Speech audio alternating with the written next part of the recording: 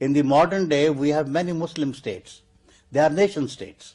Now, the concept or the theory which has been developed by Ikhwan al-Muslimin in Egypt and Maulana Maududi in Pakistan, the theory is known as the New Jahiliyyah. We talked to Maulana Maududi's son at their residence in Lahore.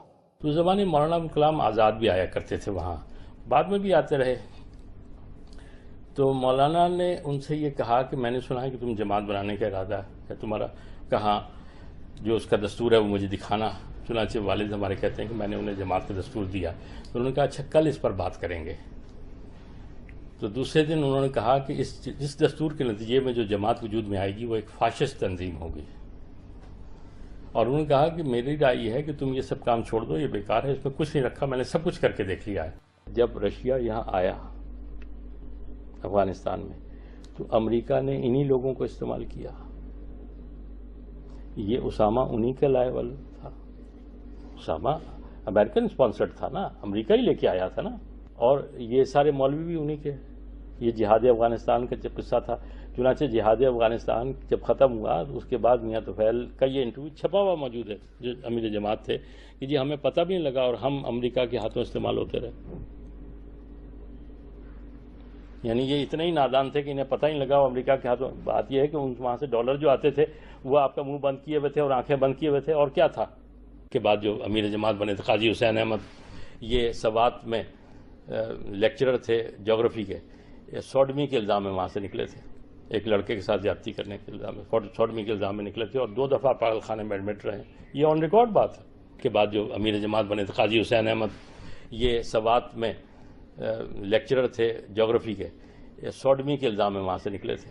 ایک لڑکے کے ساتھ زیادتی کرنے کے الزام میں sodomy کے الزام میں نکلے تھے اور 2 دفعہ پاگل خانے میں ایڈمٹ رہے. یہ آن ریکارڈ بات ہے، کچھ ڈھکی چھپی نہیں. بلکہ اس زمانے میں زمانے مشرف تھا تو میں نے یہ اخبار میں یہ ایک انٹرویو میں کہا تھا کہ یہ 2 دفعہ پاگل خانے میں رہا. اس کے بعد مشرف نے مجھے فون کر کے پوچھا کہ بھائی تم نے یہ بات کہی کہ میں نے کہا جی پاگل خانے سے ریکارڈ نکلوا لو تم.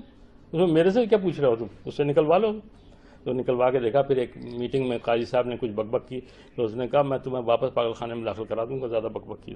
یہ چپ ہو گیا بالکل خاموش. یہ سارے بد کردار لوگ ہیں.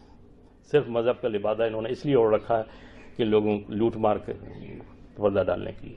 ہمارے والد نے اسلامی جمعیت طلبہ بنائی، جماعت اسلامی بنائی، لیکن ہم 9 بہن بھائی، ہم میں سے کوئی آدمی نہ اسلامی جمعیت طلبہ نہ جماعت اسلامی کبھی. ہمارے والد نے اسلامی جمعیت طلبہ بنائی، جماعت اسلامی بنائی، لیکن ہم 9 بہن بھائی، ہم میں سے کوئی آدمی نہ اسلامی جمعیت طلبہ نہ جماعت اسلامی کبھی، نہ اس کے کبھی پاس گئے، نہ متفق ہے، نہ رکن ہے، نہ بلکہ کبھی اگر جلسے جلوس میں ہم کبھی دور سے نظر آ گئے تو اوپر سے انہوں نے دیکھا اسے تو انہوں نے ہم سے پوچھا کہ تمہارا کیا کام تھا وہاں، تم کیوں وہاں گئے. انہوں نے بالکل ہمیں الگ رکھا، بالکل ایسے ہی الگ رکھا جیسے کوئی ڈرگ پیڈلر ہوتا ہے، وہ اپنی پڑیاں جو ہے باہر ہی چھپا کے رکھتا ہے، وہ اپنے گھر نہیں لاتا. ہمارے والد نے یہ سارے نظریات، یہ ساری فکر، یہ ساری چیزیں جو ہیں انہیں باہر رکھا اپنے گھر سے باہر. گھر میں انہوں نے کبھی ہم لوگوں انگلش اسکول سے پڑھتے رہے، ہم نے تمام کیا، ہمیں انہوں نے کبھی نہ جماعت نہ جمعیت نہ کچھ. اور ہم نے اب کبھی جمعیت کا ساتھ بھی نہیں دیا. اسکولوں، کالجوں، یونیورسٹیوں میں کبھی جمعیت کا ساتھ نہیں دیا، نہ ہمیں کبھی ان کو اچھا سمجھا. اس لیے کہ ہم گھر میں ان کے سارے مظاہرے دیکھ چکے.